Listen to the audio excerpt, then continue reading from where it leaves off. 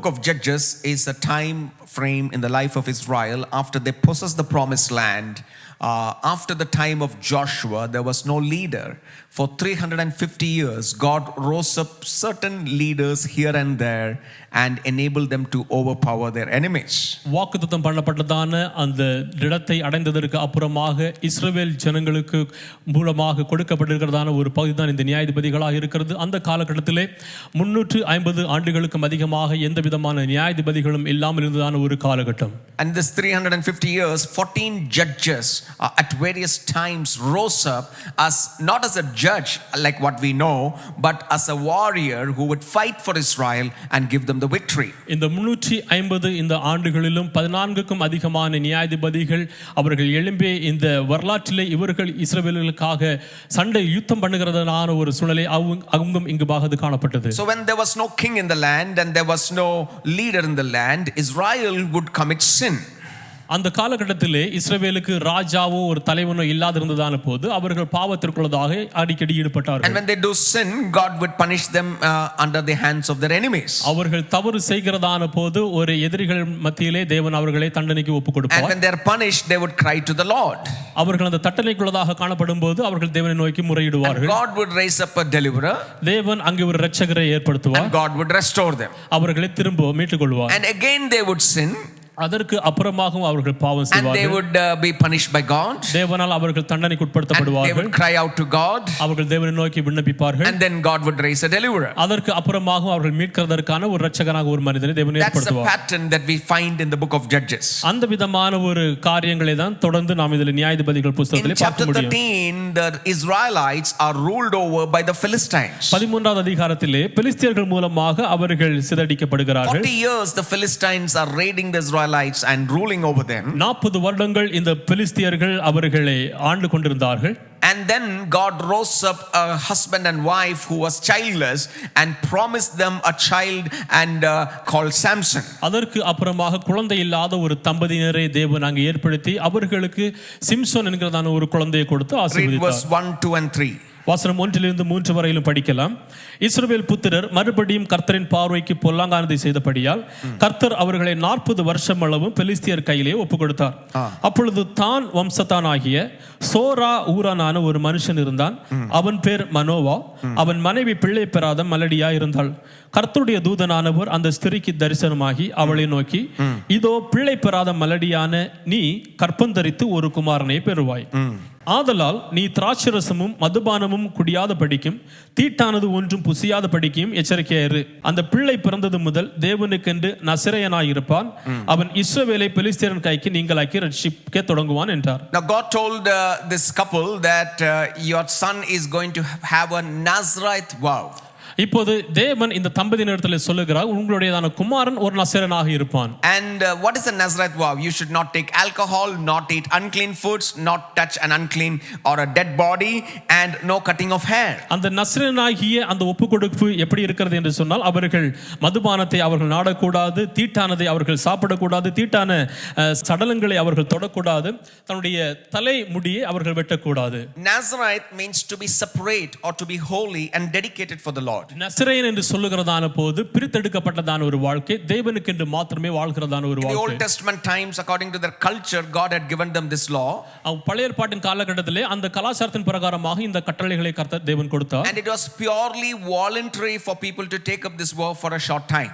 ஒரு குறுகிய காலத்திற்காக தானாகவே அவர்கள் எடுக்கிறதான ஒரு கட்டளையாக இது இருந்தது. But for Samson, this vow was different. ஆனால் சிம்சோனுக்கு இந்த ஒப்புக்கொடுத்தல் ஒரு வித்தியாசமானதாக இருந்தது. Even his mother could not touch fermented drinks and be unclean during the days of pregnancy. அந்த கற்பம் தரித்திருக்கிறதான அந்த காலகட்டத்திலே அந்த தாயார் கூட மதுபானங்களை அவர்கள் தொடக்கூடாது. And when it came to Samson, this Nazareth vow was from the womb to the grave. ஆனால் சிம்சோனுக்கு வருகிறதான போது கடைசி வரையிலும் அது இருக்க வேண்டும். It's a lifetime commitment of being a Nazarite vow, and God would raise him to defeat the Philistines. அவர்கள் பெலிஸ்தியருடைய கையிலிருந்து அவர்களை விடுவிக்கும்படியாக வாழ்க்கை முழுவதுமாக தேவன் கொடுத்திருக்கிறதான ஒரு கட்டளையாக இந்த நசரேயன் அந்த ஒப்புக்கொடுத்தல் காணப்படுகிறது. So he had to have one master. எனவே அவருக்கு ஒரே ஒரு எஜமானன் வேண்டும். One commitment. ஒரே அர்ப்பணிப்பு. One dedication. ஒரே ஒப்புக்கொடுத்தல். And to God and God alone. தேவனுக்கு மாத்திரமே. We are also called by our divine master to have total commitment to our God. நாமும் கூட நம்முடைய தெய்வன் மூலமாக அந்த முழுமையான ஒரு அர்ப்பணிப்பான ஒரு வாழ்க்கைக்காக அழைக்கப்பட்டிருக்கிறோம். Now the baby boy Samson is born in Judges chapter 13 and is verse 24. இப்போது 24வது வசனத்திலே 13வது அதிகாரம் 24வது வசனத்திலே அந்த குழந்தை பிறந்தது. அந்த ஸ்திரீ ஒரு குமாரனை பெற்று அவனுக்கு சிம்சோன் என்று பெயரிட்டாள். Amen. The name meaning of the word Samson is son or son boy. Samson என்று சொல்லுகிறதுடையதான அர்த்தம் என்னவென்று சொன்னால் சூரியன் அல்லது சூரிய மகன். And it reads again about the blessings that he got at his birth. அந்த பிறப்பிலிருந்து அவன் பெற்றதான ஆசீர்வாதத்தை அதுக்கு அப்புறமாக அது சொல்லுகிறது. அந்த பிள்ளை வளர்ந்தது, கர்த்தர் அவனை ஆசீர்வதித்தார்.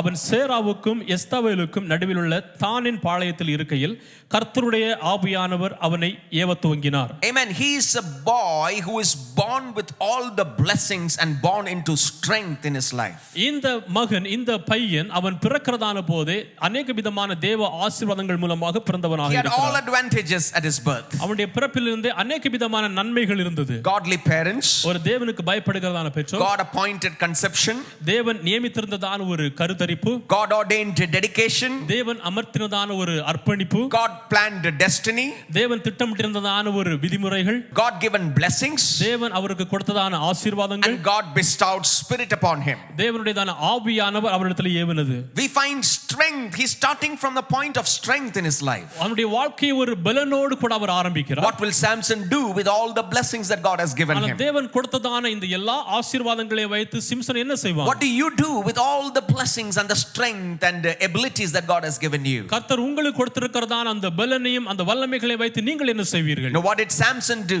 இந்த சிம்சன் என்ன செய்தார்? Chapter 14 and is verse 1. நியாயாதிபதிகள் 14வது அதிகாரம் வசனம் 1.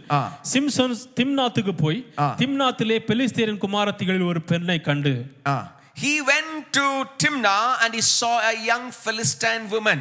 அங்கு திம்னாவிலே கடந்து சென்று அங்கே ஒரு வாலிப ஸ்திரியை அவன் காண்கிறான். Samson went from his place to the Philistine land in a wrong place and he saw the wrong woman. இப்போது அவனுடையதான பகுதியில் இருந்து இப்போது அங்க பெலிஸ்தியருக்கு ஒரு தவறான ஒரு பகுதிகளுக்கு கடந்து சென்று ஒரு தவறான ஒரு ஸ்திரியை பார்க்கிறான். This is woman number 2 in his life. இந்த ஸ்திரி அவனுடைய வாழ்க்கையில கடந்து வந்ததான இரண்டாவது ஸ்திரியாக காணப்படுகிறார். The first woman is his godly mother, a great example. முதலாவது ஸ்திரி யார் என்று சொன்னால் அவனுடையதான தாயார், அவர்கள் தேவனுக்கு பயப்படுகிறதான ஒரு தாயாராக இருந்தார். Who saw the angel of the Lord. தேவ தூதர்களை அவர்கள் பார்த்தார்கள். And the second woman is a Philistine woman whom he saw in Timnah. இரண்டாவது ஸ்திரீ இவர் பார்த்தது யார் என்று சொன்னால் அந்த பெலிஸ்திய ஸ்திரியாக காணப்படுகிறது. அவர்கள் திம்னாத்திலே அவர் பார்த்தார். Verse 2 and 3. வசனம் 2 3 இவ்வாறாக சொல்கிறது. திரும்ப வந்து தன் தகப்பனையும் தன் தாயையும் நோக்கி திம்னாத்திலே பெலிஸ்தியரின் குமாரத்திகளில் ஒரு பெண்ணை கண்டேன், அவளை எனக்கு கொள்ள வேண்டும் என்றான். Now Samson wants to marry this Philistine woman. இப்போது இந்த பெலிஸ்திய ஸ்திரியை இந்த சிம்சன் திருமணம் செய்ய வேண்டும் என்று முயற்சிக்கிறான். No Israelite is allowed to marry a foreigner. இஸ்ரவேலிலே யாருமே ஒரு அயல் நாட்டில் உள்ளதான ஒரு ஸ்திரீகளை திருமணம் செய்ய சம்மதிக்கிறதில்லை. And now here is not only an Israelite but he's got the Nazarite vow and he can never marry a foreigner. இப்போது இவர் ஒரு இஸ்ரவேலன் மாத்திரமல்ல, ஆனால் நஸ்ரேயன் என்று சொல்லப்படுகிறதான ஒரு அர்ப்பணிப்பான ஒரு ஜீவியத்தை வாழ்கிறதான ஒரு மனிதன். He is supposed to be dedicated to the Lord. இவர்கள் இப்போது தேவனுக்கு என்று அவர்கள் வாழ்கிறதற்காக அர்ப்பணிக்க வேண்டும். Did Samson care about God? தேவனை இந்த சிம்சன் பார்த்தாரா? He never cared about God. அவர் பராமரிக்கவில்லை தேவனை. He did not bother about his parents. அவர் தன்னுடைய பெற்றோர்களை பற்றியும் அவர் எதுவும் கவனிக்கவில்லை. I want her right now. அவருக்கு இப்போதே அவருக்கு தேவைப்பட்டது. In the ancient world it was parents who would arrange the marriage.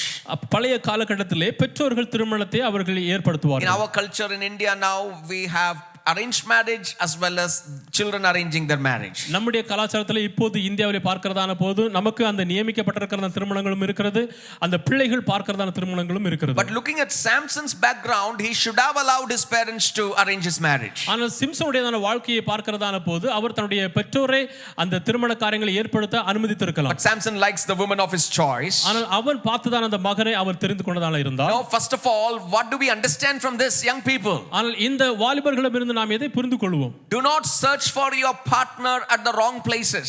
தவறான இடங்களிலே உங்களுடையதான தம்பதியினரை நீங்கள் பார்க்க வேண்டாம். He was in the wrong geography, wrong place and he saw the wrong woman. ஒரு தவறான இடத்திலே தவறான பகுதிகளிலே தவறான ஒரு ஸ்திரியை அவர் பார்த்தவராக இருந்தார். And he did not care about God as his parents. அவருடைய பெற்றோரையும் அவருடைய தேவனையும் பற்றி அவர் எந்த விதமான காரியங்களையும் ஏற்படுத்தவில்லை. Verse 3 we can find that he received a warning. மூன்றாவது வசனத்திலே அங்கு ஒரு எச்சரிக்கை பகுதி அவர் பார்க்கிறார். அப்பொழுது அவன் தாயும் அவன் தகப்பனும் அவனை நோக்கி, நீ போய் விருத்த சேதனம் இல்லாத பெலிஸ்தியரிடத்தில் ஒரு பெண்ணை கொள்ள வேண்டியது என்ன? உன் சகோதரன் குமாரத்திகளிலும் என் ஜென்ம ஜனத்திலும் பெண் இல்லையா என்றார்கள். Amen. Samson was warned by his parents not to marry this girl. அவருடைய பெற்றோர்களால் சிம்சோன் அங்கே எச்சரிக்கப்படுகிறார் இந்த பெண்ணை திருமணம் செய்யாமல் இருக்கிறதற்கு. But Samson gets what he wants. இப்போது சிம்சோன் அவருக்கு என்ன வேண்டும் என்றாரோ அதை அவன் பெற்றுக்கொள்ள முயற்சிக்கிறார். The parents objected to it and Samson overrides the parents' decision. ஆனா பெற்றோர்கள் அங்கே சொல்லுகிறார்கள், ஆனா பெற்றோருடைய அந்த தீர்மானத்தை அங்கே வெளியே ஏற்றுக்கொள்ளாதபடிக்கு மாறாக அவர் செயல்படுகிறார். Young people, let me talk to you about how you find a spouse in this world. இந்த உலகத்திலே வாலிப பிள்ளைகளில் உங்களுடையதான தம்பதிகளை நீங்கள் எப்படி தெரிந்து கொள்கிறது என்று நான் உங்களுக்கு சொல்ல விரும்புகிறேன். Do not look for your spouse at the wrong places. நீங்கள் பார்க்கிறதான அந்த தம்பதிகள் ஒரு தவறான இடத்தை நீங்கள் பார்க்க வேண்டாம். Your workplace is not the right place. உங்களுடைய வேலை இடங்கள் ஒரு சரியான இடம் இல்லை. Your neighborhood is not the right place. உங்களுடைய அயலகத்து அது ஒரு சரியான இடம் இல்லை. Society is not the right place. சமூகம் சரியான இடம் இல்லை. There are right places where you will get a godly spouse and that's where you should be looking at. சரியான இடம் எதுவென்று சொன்னால் அங்கே தெய்வீக பயபக்தி நிறைந்த பிள்ளைகளை அங்கே கண்டுகொள்வீர்கள். And secondly, we must understand that looks can be deceiving. இரண்டாவதாக நம்முடைய பார்வை ஒரு ஏமாற்றுகிறதாக கூட இருக்கும். He saw her and he wanted her. அந்த ஸ்திரியை அவன் பார்த்தான், அவளை கொள்ள விரும்பினான். You will ruin your life if you don't marry somebody who loves the Lord. தேவனை நேசிக்காத யாரையாவது நீங்கள் திருமணம் செய்கிறீர்கள் என்று சொன்னால் அங்கே அழிவிற்கு நேராக செல்கிறதாக இருக்கும். Third, listen to wise counsel. மூன்றாவதாக நல்ல ஞானமுள்ளதான ஆலோசனைகளை நாடுங்கள். You will ruin your life if you don't listen to godly counsels in your life. தெய்வீக ஆலோசனைகளை நீங்கள் கேட்டுக்கொள்ளவில்லை என்று சொன்னால் கூட அங்கே அழிவு நேரிடுகிறதாக இருக்கும். And fourthly, understand God will never fail to reveal the danger or the red flags in a relationship. நான்காவதாக அந்த தவறான வழிகளிலிருந்து வருகிறதான அந்த உறவிலே ஏற்படுகிறதான அந்த பிளவுகளை தேவன் வெளிப்படுத்துகிறவராக இருப்பார். You will ruin your life if you live by your emotions when selecting a spouse. உங்களுடையதான உணர்வு ரீதியாக நீங்கள் தம்பதிகளை தெரிந்து கொள்கிறதிலே நீங்கள் நிலைத்திருந்தீர்கள் என்று சொன்னால் அங்கே நீங்கள் அழிகிறதான ஒரு நிலைமை ஏற்படும். Samson would not listen to his parents. Samson தன்னுடைய பெற்றோர்களுக்கு அவன் கேட்கவில்லை. And he goes down to Timnah to arrange his wedding. இப்போது திம்னாவுக்கு அந்த திருமண காரியங்களை ஏற்பாடு செய்யும்படியாக கடந்து செல்கிறார். Verse 5. வசனம் 5 சொல்லுகிறது, அப்படியே சிம்சோனும் அவன் தாயும் தகப்பனும் திம்னாத்துக்கு போக புறப்பட்டார்கள். அவர்கள் திம்னாத் ஊர் திராட்சை தோட்டங்கள் மட்டும் வந்தபோது இதோ கர்ச்சிக்கிற பாலசிங்கம் ஒன்று எதிராக வந்தது. So now he is going to Timnah and what is this guy roaming around in the vineyards of Philistine place? இப்போது திம்னாவுக்கு கடந்து செல்கிறார்கள். ஆனால் பெலிஸ்தியரிடத்திலே காணப்படுகிற அந்த திராட்சை தோட்டங்களிலே இவருடைய வேலை என்ன? He is not supposed to drink wine. அவர் அந்த திராட்சை ரசங்களை குடிக்க கூடாது. He is not supposed to drink any fermented drink. எந்த விதமான மதுபானங்களையும் குடிக்க கூடாது. What was he doing in the vineyards of Timnah? இந்த திம்னாவிலே காணப்படுகிறதான திராட்சை தோட்டத்தில் இவர் என்ன செய்து கொண்டிருக்கிறார்? He was hanging around in the wrong places. அவர் தவறான இடங்களிலே அவர் சுற்றி திரிகிறவராக இருக்கிறார். Dear young boys and girls, let me ask you, are you hanging around in the wrong places where God doesn't want you to hang out? எனக்கு அருமையான வாலிப சகோதர சகோதரிகளே, தேவன் விரும்பாத தவறான இடங்களிலே நீங்கள் சுற்றி திரிகிறவர்களாக இருக்கிறீர்களா? And now in chapter 14 and verse 10 we can find that when he finally gets married, he gives a feast as a customary feast for the young men over there. இப்போது 14வது அதிகாரம் 10வது வசனத்திலே வருகிறதான போது அங்கே அவர்கள் திருமணம் செய்கிறார்கள். அங்கே திருமணத்திற்கான எல்லா விதமான ஒரு வாலிபனாக விருந்து செய்கிறவனாக இருக்கிறார். And that feast in the Hebrew talks about drinks that have been given in the wedding. எபிரேய பதத்திலே காணப்படுகிறதான அந்த விருந்தினுடையதான பதம் என்ன சொல்கிறது என்று சொன்னால் அங்கே பரிமாறப்படுகிறதான அந்த திராட்சை ரசத்தை குறிக்கிறது. So now what is Samson doing with the vow that God has given to him? இப்போது தேவன் அவனுக்கு கொடுத்திருக்கிறதான அந்த ஒப்புக்கொடுத்த அந்த கட்டளை நிமித்தமாக சிம்சன் என்ன செய்கிறார்? He is in the wrong place looking at the wrong woman. தவறான இடத்திலே தவறான ஸ்திரியை பார்க்கிறார். And then he is in the wrong vineyard and then in his marriage he is giving a feast of drinks. தவறான திராட்சை தோட்டத்திலே காணப்படுகிறார். அவருடைய திருமணத்திலே அங்கே திராட்சை ரசங்களை எல்லாம் அவர் கொடுக்கிறார். There goes his first commitment to God, not to touch wine or grapes. ஆனால் அங்கே தேவனிடத்திலே கொடுக்கப்பட்ட அந்த முதலாவது அர்ப்பணிக்கை அங்கே விலகி செல்கிறதாக இருக்கிறது. அந்த திராட்சை தோட்டங்களை திராட்சை பழங்களை பார்க்க கூடாது என்கிறது. Let me summarize the rest of the story for you. மற்ற கதைகளை எல்லாம் நான் உங்களுக்கு சுருக்கமாக சொல்லுகிறேன். On the way as he goes from his house to Timnah to arrange for the wedding, he finds a lion and the spirit of God was upon him and he tears the lion because of the strength of God. திம்னாவுக்கு அந்த திருமண காரியங்களுக்காக கடந்து செல்கிறதான போது அங்கே ஒரு சிங்கத்தை பால சிங்கத்தை பார்க்கிறான். பரிசுத்த தேவ ஆவியானவர் அவன் மத்தியிலே கடந்து வருகிறார். அந்த சிங்கத்தை அவன் கிழித்து போடுகிறான். The lion is dead. இப்போது இந்த பால சிங்கம் செத்து போனது. He goes and arranges for his wedding and he comes back to his house. அதற்கு அப்புறமாக தன்னுடைய திருமண காரியங்களுக்கு போய் எல்லாவற்றையும் அவர் ஏற்பாடு செய்கிறார். செய்கிறார். And when he comes back, he looks at the lion's carcass.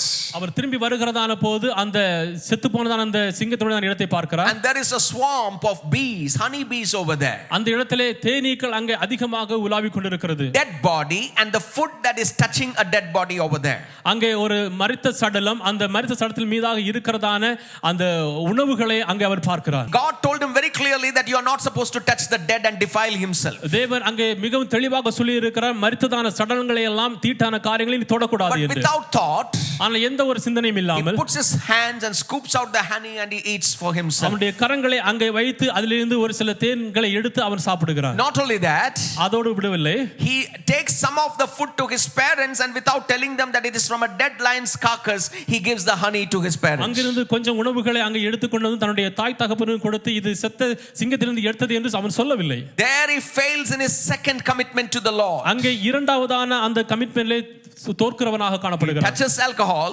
அந்த மதுபானத்தை அவன் தொடுகிறான். and now he touches food from a carcass. இப்போது செத்து போனதான ஒரு காரியத்திலிருந்து அந்த உணவையும் அவன் தொடுகிறான். And now Samson is getting married. The wedding day has come after a long expectation. இந்த अनेक விதமான எதிர்பார்ப்பின் மத்தியிலும் அவருடைய திருமண நாட்கள் வருகிறது. And on the wedding day he's throwing out a 7-day feast for the Philistines. இப்போது பெலிஸ்தியர்களுக்கு 7 நாட்கள் விருந்து கொடுக்கிறவராக திருமண விருந்து கொடுக்கிறார். And in the feast he tells a riddle in chapter 14 verse 12 onwards. இப்போது 14வது அதிகாரம் 12வது வசனத்திலிருந்து அங்கு ஒரு விடுகதை அவர் சொல்லுகிறார். And he tells a riddle and he tells that Philistines, if you can answer me in 7 days of the feast, I will give you 30 pieces of fine clothing. Simpson சொல்லுகிறான், ஒரு விடுகதை நான் உங்களுக்கு சொல்லுகிறேன், அதை நீங்கள் விருந்துண்ணுகிற 7 நாட்கள் நீங்கள் சொல்லி விடுத்தீர்களேயானால் நான் உங்களுக்கு 30 துப்பட்டிகளையும் 30 மாற்று வஸ்திரங்களையும் கொடுப்பேன். If you don't tell, you will have to give me the same thing. நீங்கள் அந்த விடுகதையுடைய பதிலை சொல்லவில்லை என்று சொன்னால் நீங்கள் எனக்கு கொடுக்க வேண்டும். The Bible has good riddles. வேதத்திலே நல்ல விடுகதைகளும் இருக்கிறது. And we also understand that Samson was not after God, but he was after women and he was after fine clothing in his life. இப்போது சிம்சோன் அந்த தேவனுக்கு பின்பதாக பின்பற்றுகிறவனாக நாம் இல்லாமல் ஸ்திரீகளை பின்பற்றுகிறவனாகவும் நல்ல மாற்று வஸ்திரங்களை பின்பற்றுகிறவனாகவும் அதிலே காணப்படுகிறான். 3 days of the feast they tried answering the riddle, they could not answer the riddle. அந்த விருந்தின் 3வது நாள் வரையிலும் அவர்கள் அந்த விடுகதைக்கான பதிலை சொல்ல முயற்சிக்கிறார்கள், ஆனால் அவர்களால் சொல்ல முடியவில்லை. On the 4th day they went to Samson's wife. இப்போது 4வது தினத்திலே சிம்சோனுடையதான மனைவியிடத்திலே கடந்து செல்கிறார்கள். And they wanted her to coax her husband in telling the answer to his wife. இப்போது அவர்கள் எல்லாரும் அவள் தன்னுடைய கணவனிடத்திலே கடந்து சென்று ஒரு பச்சைமான ஒரு காரியங்களை சொல்லி அந்த பதிலை அவள் எதிர்பார்க்கிறாள். And the threat is, if you don't tell us the riddle from Samson's mouth, we will kill your father and mother. அவர்கள் கொடுத்ததான ஒரு எச்சரிக்கை என்னவென்று சொன்னால், நீங்கள் சிம்சோனுடையதான அந்த வாயிலிருந்து அந்த பதிலை கொண்டு வரவில்லை என்று சொன்னால் உன்னுடையதான தகப்பனையும் தாயரையும் நாங்கள் கொன்று விடுவோம் என்று. In verse 16 it says, வசனம் 16ல இவ்வாறாக சொல்கிறது, he threw himself on him sobbing, you hate me, you don't really love me, you give my people a riddle and you haven't told me the answer. அப்போது அவர்களுக்கு முன்பதாக கடந்து சென்று நீ என்னை நேசிக்கவில்லை என்கிறதான அழுகிறதான ஒரு குரல் மூலமாக சொல்லி நீ என்னை நேசிக்காமல் என்னுடைய குடும்பத்தினரை நீ அலக்களிக்கிற என்கிறதான காரியங்களை சொல்லுகிறார். Tears are powerful.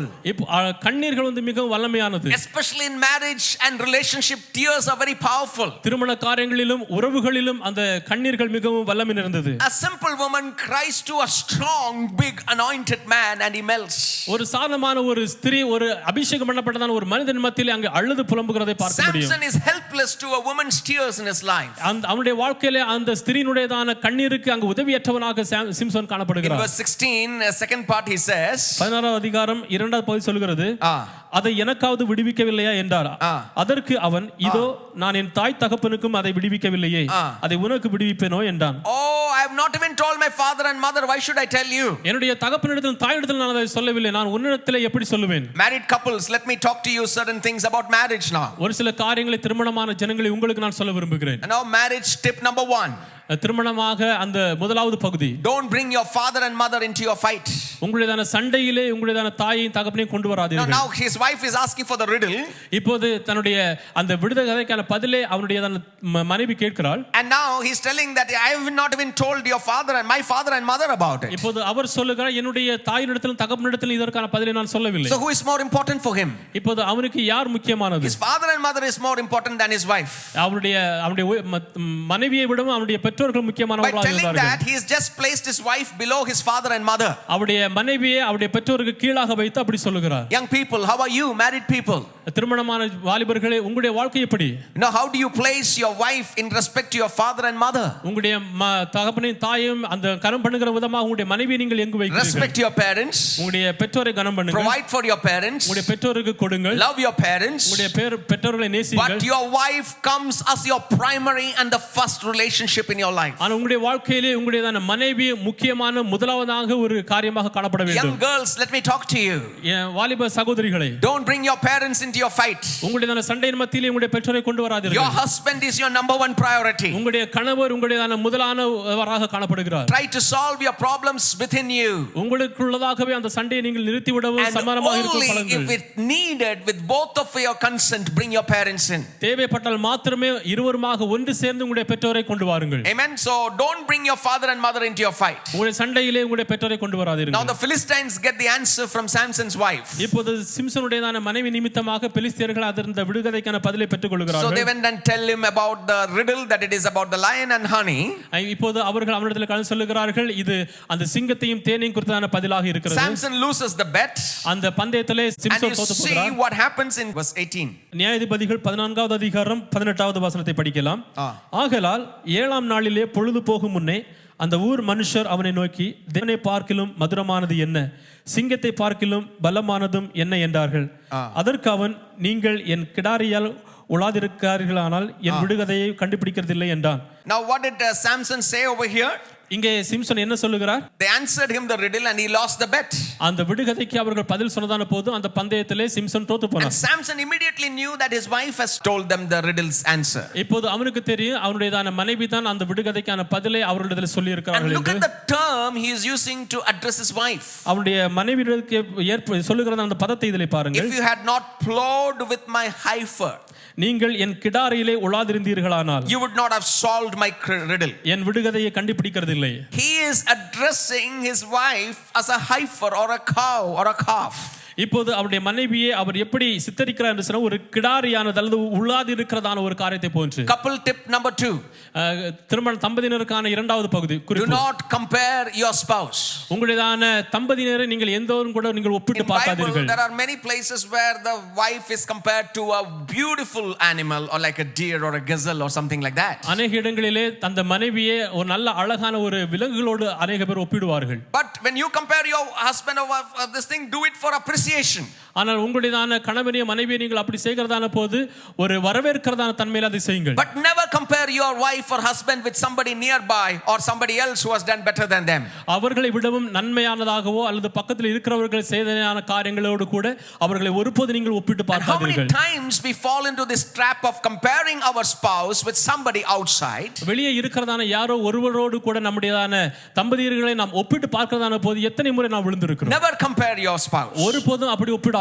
And then what happened? அதற்கு அப்புறமா என்ன நடக்கிறது? Samson was filled with anger. இப்போது சிம்சன் ஒரு கோபத்தின் உச்சத்திலே காணப்படுகிறார். He had to give them 30 pieces of clothing. இப்போது 30 மாற்று வஸ்திரங்களை அவன் கொடுக்க வேண்டும். But he went to the Philistine camp, kills 30 people over there. இப்போது பெலிஸ்தியருடையதான அந்த பாளையத்திலே கடந்து சென்று 30 பேரை கொல்லுகிறார். 30 people are dead. 30 பேர் மரித்தார்கள். Remember, a guy who is not supposed to touch a dead body is stripping the clothes out of the dead body. தீட்டானதையோ மரித்த சடலங்களையோ தொடாத ஒரு தொடக்கூடாததான ஒரு மனிதன் இப்போது 30 பேரை அங்கு கொன்று அவர்களை தீட்டுப்படுத்துகிறான். And then he's taking their clothes and giving them to the Philistines. இப்போது அவர்களுடையதான அந்த வஸ்திரங்களை எடுத்து இந்த விடுகதைக்கு பதில் சொல்லுகிறவரிடத்தில் கொடுக்கிறார்.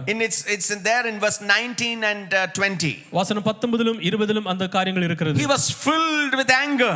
அவர் கோபத்தினால் அதிகமாகி. This is not a fight against the Philistines in the name of God. This is revenge and this is anger for Samson. இது தேவனுடைய நாமத்தினாலே பெலிஸ்தியரிடத்திலே சண்டை போடுகிறதான யுத்தம் பண்ணுகிறதான ஒரு யுத்தம் இல்லை. ஆனால் அவன் கோபத்து நிமித்தமாக அந்த பந்தயத்தில் தோற்றது நிமித்தமாக இந்த உச்சத்திலே காணப்படுகிறார். Couple tip number 3. தம்பதியினருக்கு காணப்படுகிறதான மூன்றாவது குறிப்பு. Control your anger. உங்களுடையதான கோபத்தை நீங்கள் கட்டுப்படுத்துங்கள். Especially when you are upset, control what you will do, because you will do many wrong things without your knowledge and damage your family. நீங்கள் கலக்கத்திலே இருக்கிறதான போது எதை நீங்கள் செய்ய வேண்டும் என்கிறதான காரியங்கள் இருக்கும்போது உங்களுடையதான கோபத்தை நீங்கள் கட்டுப்படுத்த வேண்டும், அல்லது அது தீங்கான காரியங்களை விளைவிக்கும். And then you know what Samson did? அதற்கு அப்புறமாக சிம்சோன் என்ன செய்தான்னு தெரியுமா? In verse 20 of chapter 14, 14வது அதிகாரம் 20வது வசனம், சிம்சோனின் பெண் சாதியோ வென்றால் அவனுடைய தோழரில் அவனோட சிநேகமாயிருந்த ஒருவனுக்கு கொடுக்கப்பட்டாள். Samson now don't want his wife. இப்போது சிம்சோன் அவனுடைய மனைவி அவனுக்கு வேண்டாம். All this while he was running to somehow get married to her. இதுவரையிலும் அவளை திருமணம் செய்ய வேண்டும் என்று அதற்காக அவன் ஓடிக்கொண்டிருக்கிறார். He thought that he can make a dream come true out of her life. அவனுடைய கனவுகள் எல்லாம் அவளுடைய வாழ்க்கையின் மூலமாக கடந்து வரும் என்று நினைத்திருக்கிறார். One incident after marriage, ஆனா அந்த திருமணத்துக்கு அப்புறமாக நடந்ததான ஒரு சம்பவம், he doesn't want her. இப்போது அவனுக்கு அவள் தேவையில்லை. And he's telling, let my companion have her and I will just walk out to my father's house. இப்போது அவன் என்னுடைய சிநேகிதர் அவளை எடுத்துக்கொள்ளட்டும், நான் என்னுடைய தகப்பனாருடைய வீட்டில் கடந்து செல்வேன். And he just left her. அவளை விட்டு அப்படியே கடந்து சென்றான். Do not walk out of your marriage covenant. உங்களுடைய திருமண கட்டளைகளில் இருந்து அந்த ஒப்பந்தங்களில் இருந்து ஒருபோதும் நீங்கள் விலகி செல்லாதீர்கள். Think and pray well before you enter into marriage. உங்களுடைய திருமணத்திற்கு நீங்கள் பிரவேசிக்க முன்பதாக நீங்கள் ஜெபியுங்கள். Once you enter into a marriage covenant, நீங்கள் திருமண காரியங்களுக்குள்ளதாக பிரவேசித்ததற்கு அப்புறமாக stay strong like a glue until the death of your life. ஒரு பசையை போன்ற அதிலே நீங்கள் ஒட்டி இருங்கள். Young people sitting over here, I'm talking to you this morning. இங்கே இருக்கிறதான வாலிப மக்களிடத்தில் நான் பேசுகிறேன். Married people, I'm talking to you this morning. திருமணமானவர்களே உங்களிடத்தில் நான் பேசுகிறேன் இந்த காலை வேளையில். It's not right to leave your spouse and walk away. உங்களுடையதான திருமண தம்பதிகளை விட்டு அப்படியே விலகி செல்கிறது சரியல்ல. You should have thought about it before getting married. நீங்கள் திருமணமாக முன்பதாகவே நீங்கள் அதை பற்றி நினைத்திருக்க வேண்டும். A great man, a strong man, so weak in the way he handles things. ஒரு வல்லம் நிறைந்ததான மனிதன், பலம் நிறைந்ததான மனிதன், ஆனால் அவனுடைய காரியங்களை எல்லாம் அவன் வழிநடத்துகிறதான காரியங்களை மிகவும் பலவீனமானவனாக இருக்கிறான். Your father and mother into your fight. உங்களுடையதான சண்டைகளிலே உங்களுடைய பெற்றோரை கொண்டு வராதீர்கள். Let me talk to parents over here. இப்போது பெற்றோரிடத்திலே பேசுகிறேன். When young people get married, வாலிப பிள்ளைகள் திருமணமாகும் போது there will be a lot of adjustments and fights and arguments going on. This is natural. अनेक விதமான காரியங்களை அவர்கள் ஒன்றிணைக்கிறதற்கு अनेक சண்டைகள் எல்லாம் கடந்து செல்லும். அது ஒரு சாதாரணமானது. Think about your marriage. உங்களுடைய திருமண வாழ்க்கை நினைத்து பாருங்கள். How many times you have argued with your husband or wife? எத்தனை முறை நீங்கள் உங்களுடைய கணவனிடத்திலோ உங்களுடைய மனைவியிடத்திலோ நீங்கள் சண்டை போட்டிருக்கிறீர்கள். And that's how they grow. அதன் மூலமாக தான் அவர்கள் வளருவார்கள். Don't interfere in your children's fight unless they call you. அவர்களுடையதான அந்த குடும்ப சண்டையிலே அவர்கள் அழைக்கிறது வரை நீங்கள் அதிலே தலையிடாதீர்கள். Don't comment about your son-in-law or your daughter-in-law unless they call you to ask your opinion. உங்களுடையதான மருமகனையும் மருமகளையும் பற்றி அவர்கள் அழைக்கிறது வரையிலும் எந்த விதமான காரியங்களை பற்றி நீங்கள் தேவையில்லாத காரியங்களை பேச வேண்டாம். Now they are one family. Let them live in joy and sorrow and fight and little bit of anger. They will solve it and God will help them. அவர்கள் ஒரே குடும்பமாக காணப்படுகிறார்கள். எனவே வருகிறதான சண்டைகள் கோபங்கள் எல்லாவற்றையும் அவர்களை தனித்து அதிலிருந்து அவர்கள் மேம்பட்டு வரட்டும். Are you with me, church, this morning? இந்த காலைவேளை சபையில் இருக்கிறீர்களா? When you are getting your children married, உங்களுடைய பிள்ளைகள் திருமணமாகும் போது then you are no more that old parent. நீங்கள் முன்பதாக இருந்த அந்த பெற்றோர்கள் கிடையாது. இப்ப they are responsible for their lives now. அவர்களுடைய வாழ்க்கைக்கு அவர்களே பொறுப்பு வகிக்கிறார்கள். All what you want to do before marriage. அவர்களுக்கு நீங்கள் என்ன செய்ய வேண்டுமோ எல்லாவற்றையும் அவர்களுடைய திருமணத்துக்கு முன்பதாக செய்யுங்கள். Please don't interfere in their life. அவருடைய திருமணத்திற்கு அப்புறமாக அவருடைய திருமண வாழ்க்கையை தலையிடாதீர்கள். They will come to you for advice. உங்களுடைய ஆலோசனைக்காக அவர்கள் வருவார்கள். Then give words of wisdom. அப்போது ஞானமான வார்த்தைகளை அவர்களுக்கு கொடுங்கள். Otherwise they will not appreciate it. இல்லை என்றால் அவர்கள் உங்களை வரவேற்க மாட்டார்கள். So there goes his third commitment against God. அங்கே மூன்றாவது தேவனுக்கு எதிராக தேவனுக்காக அவன் செலுத்தின அந்த மூன்றாவது காரியத்தை அங்க ஒரு மிகவும் ஒரு விருந்திலே காணப்படுகிறார். Eating unclean food, honey from a lion carcass. தீட்டான உணவுகளை அந்த செத்ததான அந்த சிங்கத்திலிருந்து வருகிற அந்த தேனை உண்ணுகிறார். And touching dead bodies of the Philistines and stripping them of their clothes. பெலிஸ்தரிடத்திலிருந்து அந்த செத்து போனதான அந்த மனிதர்களை தொட்டு அவர்களுடைய வஸ்திரங்களை உருவி கொண்டு வருகிறார். He is slipping away from his magnificent calling. மிகவும் உயர்ந்ததான அந்த அழைப்பிலிருந்து இங்கே சறுக்குகிறவனாக இவர் காணப்படுகிறார். He is wasting his supernatural strength. இயற்கைக்கு அப்பாற்பட்டதான அந்த பெலனை அவர் அங்கே இழக்கிறவராக இருக்கிறார். Running away from his heavenly assignment. தேவ பரலோகத்திலிருந்து கொடுக்கப்பட்டதான அந்த கட்டளையிலிருந்து அவர் விலகி செல்கிறவராக இருக்கிறார். Fast forward to the final leg of Samson's life. சிம்சோனுடையதான கடைசி வாழ்க்கையை நேராக நாம் கடந்து செல்வோம். And in chapter 16 and his verse 1. 16வது அதிகார வசனம் 1. பின்பு சிம்சோன் காசாவுக்கு போய் அங்கே ஒரு வேசியை கண்டு அவளிடத்திலே போனான். Oh, now he is gone to Gaza Strip and he's found a prostitute, and without any thought, as if it is normal, he just gets into a prostitute. இப்போது இவன் காசாவுக்கு போகிறான். அங்கே ஒரு வேசியை காண்கிறான். எந்த விதமான சிந்தனைகளிலும் அவர் சிந்திக்காதபடிக்கு அந்த வேசியிடத்திலே கடந்து செல்கிறான். This is woman number 3 in his life. இதுதான் அவனுடைய வாழ்க்கையில் கடந்து வந்ததான மூன்றாவது ஸ்திரீ. Now his moral life is so degraded that any woman is okay for him. இப்போது அவனுடையதான ஒழுக்க விதமான காரியங்கள் எல்லாம் மிகவும் தாழ்வான ஒரு பகுதியில் கடந்து செல்கிறது. எந்த விதமான ஸ்திரியா இருந்தாலும் அவனுக்கு அவருக்கு சரி என்கிறதான ஒரு நிலை. And all he's seeing and he's getting into the relationship. இப்போது எதெல்லாம் அவன் பார்க்கிறானோ அங்கே அது ஒரு உறவுக்கு நேராக அவர் கடந்து செல்கிறார். And then the fourth woman in Samson's life, சிம்சோனுடைய வாழ்க்கையிலே நான்காவது ஸ்திரீ, வசனம் 4, அதற்கு பின்பு அவன் சோராக் ஆற்றங்கரையிலே இருக்கிற தெலீலாள் என்னும் பெயருள்ள ஒரு ஸ்திரியோட சிநேகமாயிருந்தான். Another woman in Samson's life, Delilah, from the Philistines. இப்போது நான்காவது ஸ்திரீ, அவளுடைய பெயர் தெலீலாள். All this while he went by looks, இதுவரையிலும் அவன் பார்வையிலே கடந்து சென்றான். but now he's fallen in love with this girl. இப்போது இந்த ஸ்திரியோடு கூட அவன் நேசிக்கிறதான ஒரு காரியத்திலே Have you காணப்படுகிறான். seen that every time he selected a girl he was in the wrong territory?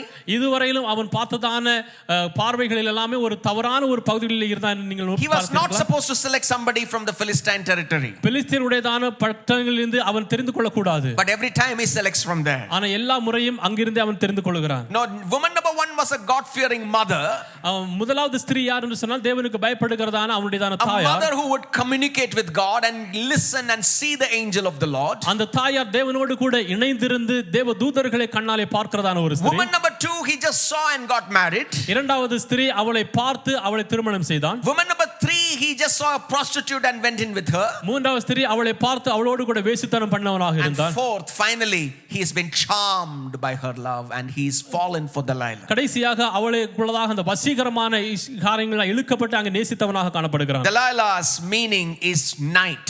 தெலீலாள் என்று சொல்கிறதனுடையதான அர்த்தம் என்று சொன்னால் இரவு. It comes from the Hebrew word Delilah, which means night, the woman of night. அதனுடையதான எபிரேய பதம் என்று சொன்னால் அது இருளாக காணப்படுகிற இருட்டினுடையதான ஸ்திரீ. Samson's meaning is sunny boy, the boy of the sun. சிம்சனுடையதான அர்த்தம் என்று சொன்னால் சூரியனுடையதான மகன், வெளிச்சத்தினுடையதான மகன். Sunny boy meets the woman of the night. இப்போது இந்த சூரிய மகன் அந்த இருளான ஒரு ஸ்திரியை காண்கிறான். Usually when sun meets the night is dispelled. சாதாரணமாக நாம் பார்க்கிறதான போது இருள் வெளிச்சத்தை பார்க்கும்போது அந்த இருள் விலகி செல்லும். But when the sunny boy meets the woman of the night, the darkness of the woman gets into the sunny boy. ஆனால் இந்த வெளிச்சமான இந்த மகன் இந்த இருளான இந்த ஸ்திரியை பார்க்கிறதான போது இந்த இருளான காரியங்கள் இவனுக்குள்ளதாக கடந்து வருகிறது. No, be careful of our associations. நம்முடையதான செயல்பாடுகளில் எல்லாம் நாம் மிகவும் Be கவனமுள்ளவர்களாக careful இருக்க of வேண்டும். whom you get married to. யாரை நீங்கள் திருமணம் செய்கிறீர்கள் என்கிறதை குறித்து நீங்கள் கவனமுள்ளவர்களாக Even இருக்க if your வேண்டும். marriage is delayed by a year or two, it's okay, but it is terrible to get knotted with an ungodly person. ஒருவேளை உங்களுடைய திருமண காரியங்கள் ஒரு வருடமோ 2 வருடமோ தாமதமாகிறது என்றால் கூட அது பரவாயில்லை, அதற்காக காத்திருங்கள். ஒருவேளை நீங்கள் தவறான ஸ்திரீகளோடு திருமணமானால் அது மிகவும் அபாயமாக இருக்கும். Woman number 4 comes with 4 tricks to rip Samson of his strength. இப்போது இந்த நான்காவது ஸ்திரீ இந்த சிம்சோனை எப்படியாவது இழுக்க வேண்டும் என்று விதமான 4 விதமான குறிகளோடு கூட இங்கே கடந்து வருகிறாள். And in all the first 3 tricks, Samson is lied to the woman the secret of his strength, and they would tie him up, and the moment Samson gets up, the strength of God in him would tear apart the ropes and ties. இந்த 3 விதமான முயற்சிகளிலும் அவர்களிடத்திலே இந்த சிம்சோன் ஒரு பொய்யான காரியங்களை சொல்லுகிறான். அவர்கள் இவனை கட்டுவார்கள், தேவனுடைய ஆவியானவர் அவன் மீது கடந்து வருவார், அவன் கைகளை விலக்குகிறதான போது அந்த கட்டுகள் எல்லாம் அவிழ்கிறதாக இருக்கும். Delilah comes with the 4th attempt. நான்காவது விதமான ஒரு முயற்சிகளை இங்கே தெலீலாள் கடந்து And வருகிறாள். you know why Delilah is doing this? எதற்காக இந்த தெலீலா இதை செய்கிறாள் என்று தெரியுமா? Delilah is selling Samson because she's taking silver from the Philistines. இந்த சிம்சோனை அவள் விற்கிறவளாக இருக்கலாம். பெலிஸ்தியரிடத்திலிருந்து அவர் வெள்ளியை பெற்றுக்கொண்டு தன்னுடைய கணவனாரை அவள் விற்கிறவளாக The Bible இருக்கிறாள். says the 4th time when Delilah approached Samson about the secret of his strength, he told her everything. அவளுடையதான பலத்திற்குரியதான ரகசியத்தை வைத்து இவள் தெலீலாள் 4வது முறை நெருங்குகிறதான போது அங்கே இருக்கிற எல்லா ரகசியத்தையும் அங்கே Simpson Many வெளிப்படுத்துகிறான். people feel that if you get married to a non-believer, somehow you can bring her to faith and continue in faith. அநேக ஜனங்கள் விசுவாசிக்கிறார்கள், ஒருவேளை ஒரு விசுவாசி இல்லாத மகளை திருமணம் செய்து கொண்டு வந்தால் அதற்கு அப்புறமாக அவர்களை கிறிஸ்துவுள்ளதாக கொண்டு வரலாம் என்று. Samson's life tells us that it is a lifelong trouble. ஆனால் சிம்சனுடையதான வாழ்க்கை சொல்கிறது அது வாழ்க்கை முழுவதும் இருக்கிறதான ஒரு போராட்டம். And by all probability, you will lose your love and commitment for God when you are knotted unholy with a non-believer who does not love the Lord. ஆனால் சாத்தியமான காரியம் என்னவென்று சொன்னால் நீங்கள் அப்படி தேவனை நேசியாத ஒரு மகளையோ மகளை நீங்கள் திருமணம் செய்து கொள்கிறீர்கள் என்று சொன்னால் நீங்கள் தேவன் மீது வைத்திருந்த அந்த அன்பையும் அந்த நேசத்தை நீங்கள் இழக்கிறவர்களாக Come to இருப்பீர்கள். chapter 16-17. தன் இருதயத்தை எல்லாம் அவளுக்கு வெளிப்படுத்தி சவரக்கண் கத்தி என் தலையின் மேல் படவில்லை, நான் என் தாயின் கற்பத்தில் பிறந்தது முதல் தேவனுக்கென்று நசரேயனானவன், என் தலை சிரைக்கப்பட்டால் என் பலன் என்னை விட்டு போம். He told everything regarding the Nazareth vow and the secret to the Philistine women. அந்த நசரேயனாகினுடையதான அந்த அர்ப்பணிப்பு மற்ற விதமான ரகசியங்கள் எல்லாமே இந்த சிறியனிடத்திலே அங்கு When வெளிப்படுத்துகிறவனாக Samson இவன் was காணப்படுகிறான். asleep, his head was shaved. இப்போது சிம்சன் தூங்குகிறதான போது அவனுடையதான தலை சிரைக்கப்பட்டது. Lord, Samson did not bother about God. ஆனால் தேவனை பற்றி எந்த விதமான கவலையும் படாத ஒரு He மனிதனாக said, Simpson I have காணப்படுகிறான். consumed alcohol, I am still having my strength. எல்லா மதுபானங்களையும் எடுத்திருக்கிறேன், ஆனாலும் எனக்கு அந்த பலன் இப்போதும் இருக்கிறது. I've touched a dead body, 30 dead bodies, and even I have broken the Nazareth vow by touching dead body. Nothing has happened. என்னுடைய நசரேயனாகிய அந்த அர்ப்பணிப்பை நான் விட்டு விலகி இந்த செத்த சடலங்களை 30 சடலங்களை நான் தொட்டிருக்கிறேன், ஆனாலும் அவருடைய பலன் என்னை விட்டு விலகவில்லை. I'm consumed unclean food, nothing has happened. தீட்டுப்பட்டதான உணவை நான் எடுத்துக்கொள்கிறேன், ஆனாலும் எதுவும் என்னுடைய வாழ்க்கை நடைபெறவில்லை. Why not have a haircut also? எதற்காக என்னுடைய Nothing தலைமுடி is going to happen. எதுவும் என்னுடைய வாழ்க்கை நடைபெற Who போகிறது? cares about God? யார் தேவனை பற்றி கவலைப்படுகிறது? Samson was running away from the calling that God had given him. தேவன் அவனுக்கு கொடுத்ததான அந்த அழைப்பை விட்டு சிம்சன் அங்கு விலகி செல்கிறவனாக He இருக்கிறான். refused to accept the dedication towards God. தேவனுக்கு இருந்தான அந்த அர்ப்பணிப்பை அந்த விட்டு விலகுகிறவனாக இருக்கிறான். He was resigning the call that God had given him. தேவன் கொடுத்திருந்ததான அந்த அழைப்பை விட்டு விலகி செல்கிறான். This was running away from the presence of God. இது தேவனுடைய பிரசன்னத்தை விட்டு விலகி செல்கிறதான ஒரு He அனுபவம். said no to God on the face. தேவனுடைய முகத்திற்கு இல்லை என்று சொல்லி அவன் கடந்து He செல்கிறான். was washing his hands of all the purposes God had for him. தேவன் தனக்கு கொடுத்ததான எல்லா நோக்கங்களையும் அவன் கை கழுவி விட்டவனாக Why? இருக்கிறான். Because he wanted things his way and pleasure his way. ஏனென்றால் எல்லா விதமான காரியங்களும் சந்தோஷம் அவனுடைய வாழ்க்கையிலே அவனுக்கு விதமாக கடந்து வர வேண்டும் என்று He நினைத்தான். wanted to be like any other man, not to be separated for God. மற்ற எல்லா மனிதர்களைப் போல அவன் விருக்க வேண்டும் என்று விரும்பினான். தேவனுக்கு என்று பிரித்தெடுக்கப்பட்ட வாழ்க்கையாக அல்ல. Will you and I defect from this worshiping this true God? இந்த உண்மையான தேவனை ஆராதிக்கலிருந்து நீங்களும் நானும் விட்டு விலகி செல்வோமா? No, Samson saw the Philistine woman. பெலிஸ்திய ஸ்திரியை சிம்சன் இங்கே He பார்க்கிறான். married Philistine women. பெலிஸ்திய ஸ்திரியை திருமணம் செய்கிறான். And you know what happened? என்ன நடந்தது When they தெரியுமா? captured him, Philistines, they gouged out his eyes. இப்போது அவனை பெலிஸ்தியர்கள் அவனை பிடித்ததான போது அவனுடைய கண்களை எல்லாம் பிடுங்கினார்கள். They put him in prison. அவனை சிறையில் அடைத்தார்கள். And they would bring him out as a sporting event in their festivals. அங்க ஒரு நடைபெறுகிறதான ஒரு கொண்டாட்டத்திற்காக அவனை ஒரு நயவஞ்சகம் படுக்கிறதான ஒரு காரியத்திற்கு அவனை கொண்டு வருகிறார்கள். Samson, the rescuer of Israel, became a laughing stock for the Philistines. இஸ்ரவேலை ரட்சிக்கிறதற்காக தேர்ந்தெடுக்கப்பட்டதான ஒரு மனிதன் இந்த பெலிஸ்தியர்களுக்கு ஒரு சிரிப்பு காட்டுகிறதான ஒரு மகனாக Oh, what காணப்படுகிறான். a man who has gone from greatness to weakness. எந்த விதமான மனிதன் ஒரு பெரிய உன்னதத்திலிருந்து ஒரு கீழான ஒரு அனுபவத்தை கடந்து Helpless வருகிறான். man given the strength from above.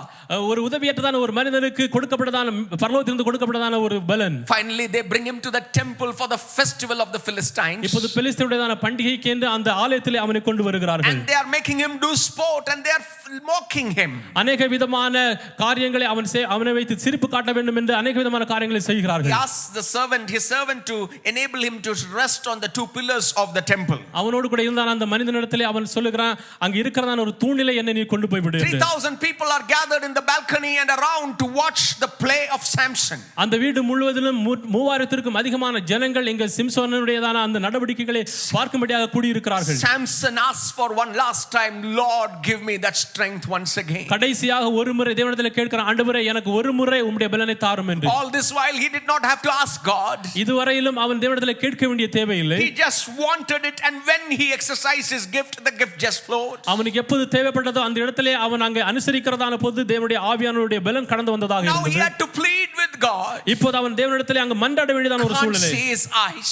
அவனுடையதான கண்கள் மூலமாக பார்க்க He's முடியவில்லை. been mocked all around him. அவன் அங்கு நகைக்கப்பட்டான். And God was merciful. ஆனா தேவன் இரக்க நிறைந்தவராக God இருந்தார். was merciful. தேவன் இரக்க நிறைந்தவராக God இருந்தார். said, Samson, I will give you strength for one last time. தேவன் சிம்சோனுக்கு சொன்னார், கடைசியாக ஒரு முறை உனக்கு நான் அந்த பலனை தருவேன். With that strength, he moved the pillar of the temple. அந்த பலத்தோடு கூட அந்த தூணை அப்படியே அசைத்தான். Both the pillars on which the temple of Philistines was standing. பெலிஸ்தியருடையதான அந்த ஆலயத்தில் காணப்பட்டதான அந்த இரண்டு தூண்களையும் அப்படியே And the அசைத்தான். temple came down. அந்த ஆலயம் கீழே வந்தது. More than 3,000 people were killed in one shot. 3000க்கும் அதிகமான ஜனங்கள் அந்த ஒரு முறை மரித்தவர்களாக இருந்தார்கள். And Samson killed more people in his death than when he was living. அவன் வாழ்ந்ததை விடவும் மரித்ததான போது அதிக ஜனங்களை கொன்றவனாக And காணப்பட்டான். Samson died along with them. சிம்சோனும் அங்கே கூடவே சேர்ந்து மரித்தவனாக What a இருந்தான். sad end to a great man's life. ஒரு மிக உயர்ந்ததான ஒரு மனிதனுடைய வாழ்க்கையில் என்ன விதமான துக்ககரமான ஒரு முடிவு. Samson saw the Philistine woman. பெலிஸ்திய ஸ்திரீகளை சிம்சோன் பார்த்தான். He loved the Philistine woman. பெலிஸ்திய ஸ்திரீகளை